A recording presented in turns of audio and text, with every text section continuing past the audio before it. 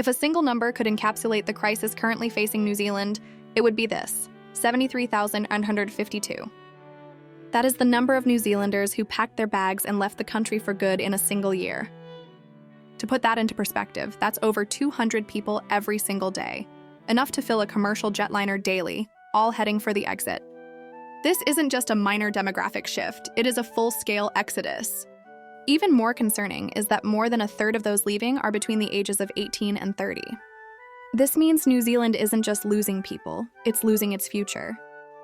When you look at where these people are going, the destination is almost always the same: Australia. The relationship between these two nations is unique, perhaps the closest of any two sovereign countries in the world. They share a common heritage, democratic values, and an incredibly integrated economy. For a New Zealander, moving to Australia is arguably easier than moving between states in some other countries. With just a passport, a Kiwi can live, work, and eventually become a citizen of Australia with minimal red tape. In fact, it's easier for a New Zealander to become an Australian citizen than it is for a citizen of one EU country to settle in another. This seamless border was designed to create a single economic market, a vision where business and labor flow freely across the Tasman Sea. On paper, it's a masterpiece of international cooperation. But in practice, it has created a massive gravitational pull that is slowly hollowing out New Zealand.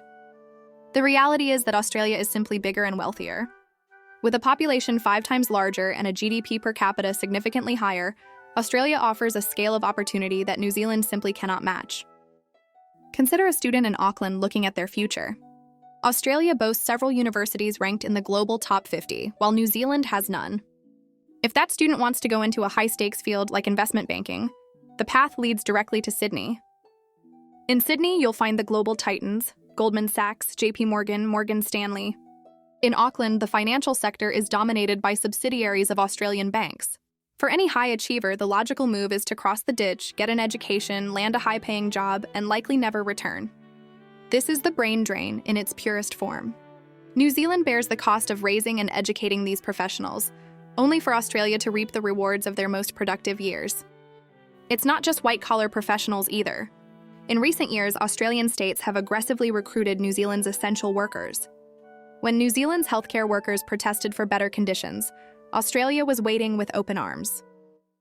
Thousands of Kiwi nurses have since made the move, citing fewer patients per shift and significantly higher salaries. This imbalance has turned New Zealand into something of a feeder state for Australia. While Australians do move to New Zealand, the flow is very different. On average, an Australian moving to New Zealand is likely there to retire, visit as a tourist, or manage real estate investments. While this brings money into the country, it doesn't grow the economy in the same way a young workforce does. While Australia also faces high costs, its citizens have much higher purchasing power. A New Zealander's dollar simply doesn't go as far. When global supply chains falter, New Zealand is often the first to feel the pinch and the last to recover. The irony is that New Zealand cannot simply fix this by closing its borders. The country is too small and too isolated to survive on its own. It relies on the very deal that is currently draining its population. Australia is New Zealand's most important trading partner and its primary source of tourism. Without this partnership, New Zealand would be even more isolated and its prospects even dimmer. For the leaders in Wellington, it's a catch-22.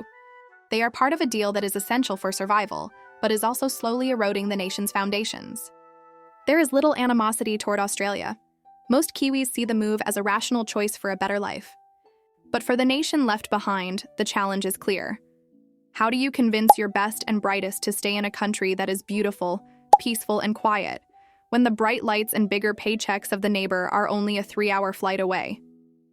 As the numbers continue to climb, New Zealand must find an answer, or risk becoming a nation of retirees and tourists, with its future residing permanently across the sea.